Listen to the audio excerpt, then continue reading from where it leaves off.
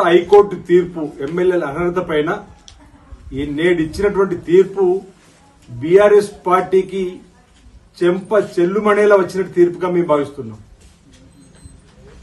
Speaker గారికి ఉన్నటువంటి విశేష అధికారాలు మేము మొదటి నుంచి చెప్తున్నాం.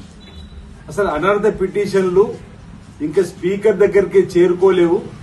అసెంబ్లీ కార్యదర్శి గారి దగ్గర ఉన్నప్పుడే ఎమ్మెల్యేలందరూ హైకోర్టుకు వెళ్లి దీనిపైన తీర్పు ఇవ్వాలని చెప్పని వెళ్తున్న క్రమంలో స్పీకర్ గారికి ఉన్నటువంటి విశేష అధికారులు ఒకసారి గుర్తు చేసినప్పటికీ కూడా కేటీఆర్ గారు ఇంతెంత ఎగురుతూ అప్పుడే ఉప ఎన్నికలు వచ్చేస్తున్నట్టుగా ఓ ఫీలింగ్ కల్పించేసి భ్రమలు కల్పించేసి వాళ్ళు 10 సంవత్సరాల అధికారం ఉన్నప్పుడు 60 మంది శాసనసభ్యుల్ని శాసనమండలి సభ్యుల్ని నిర్లజ్జగా పార్టీలో చేర్చుకొని పార్టీలను కూడా వాళ్ళ పార్టీలో విలీనం చేసుకొని ఈరోజు తెలుగుదేశం పార్టీకి సంబంధించి కానీ వైఎస్ఆర్ పార్టీకి సంబంధించిన కానీ కాంగ్రెస్ పార్టీని కూడా విలీనం చేసుకొని ప్రజాస్వామ్యాన్ని కూని చేసినటువంటి ఈరోజు కేటీఆర్ గారు గొప్ప మాటలు పెద్ద మాటలు అసహించుకునేటువంటి మాటలకు ఈరోజు ఏం సమాధానం చెప్తారో ఉంటున్నాం.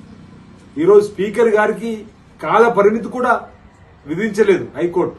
తగిన సమయంలో ఎమ్మెల్యేల అనర్హత పైన నిర్ణయం తీసుకోమనే మాట. అంటే స్పీకర్ గారికి ఉన్న విశేష అధికారులు అసలు వారికి చూడలేదు. అంతా అప్పుడే మీరు వెళ్లి ఈరోజు కాంగ్రెస్ పార్టీ పైన దుమ్మెత్తిపోసేటువంటి కార్యక్రమం చేసినటువంటి సందర్భం. ఈరోజు మీ పార్టీలో మీ 4-5 తప్ప ఎవరు మిగిలిన చెప్పి మీ మొదటి నుంచి చెప్తున్నారు. భవిష్యత్తులో కూడా కేసీఆర్ గారు ఫామ్ హౌస్ కు, కేటీఆర్ గారు గెస్ట్ హౌస్ కు, హరీష్ రావు గారు నార్సింగ్ గెస్ట్ హౌస్ కే పరిమితం అయ్యే రోజులు రాబోతున్నాయి. ఆనాడు మీరే 4, అసెంబ్లీలో మీరే 4, ఇప్పుడు మీరే 4 తప్ప ఎవరు కనిపిస్తున్నారో చెప్పంటున్నాం. ఈరోజు ఈ ఎమ్మెల్యేల అనర్హత పిటిషన్ పైన కూడా ఈరోజు భంగపడ్డది బీఆర్ఎస్ పార్టీ అని చెప్పక తప్పదు. ఇంకేదో ఇప్పుడు వింటున్నాం, ఏదో పైకోర్టుకు వెళ్తుండే. ఎక్కడికి వెళ్లినా స్పీకర్ గారికి ఉన్నటువంటి విశేష అధికారాలు ఎవరైతే స్పీకర్ సంబంధించినటువంటి అంశంలో వారినే తేల్చుకొని చెప్పి వారినే దీనిపై నిర్ణయం తీసుకొని చెప్పనే తీర్పు వస్తుంది తప్ప మరొకటి కాదనేటువంటి భావన ఈ సందర్భంగా నేను వ్యక్తం చేస్తూ బీఆర్ఎస్ పార్టీ వింత పోకడు వాళ్ళ అధికారం ఉన్నప్పుడు ప్రజాస్వామ్యాన్ని కూలి చేసి పార్టీ విలీనం చేసుకొని 60 మంది శాసనమండలి సభ్యుల్ని చేర్చుకొని ఈరోజు గొప్ప నీతులు చెప్పేటువంటి ప్రయత్నం చేస్తున్నట్టు ప్రజలు గమనిస్తారు. ప్రజాస్వామ్యం అపవిత్రం పాలు చేసినటువంటి మిమ్మల్ని ఆల్రెడీ ప్రజలు పక్కన పెట్టారు.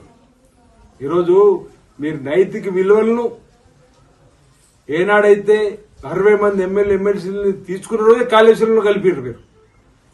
ఈరోజు మీరు గొప్పగా మాటలు చెప్పడం అనేది సరికాదు. ప్రజలందరూ కూడా గమనిస్తారు. ఈ రోజు వచ్చిన తీర్పు బారాసాకు చెంప పెట్టని మరో మాట ఈ సందర్భంగా తెలియజేస్తాం.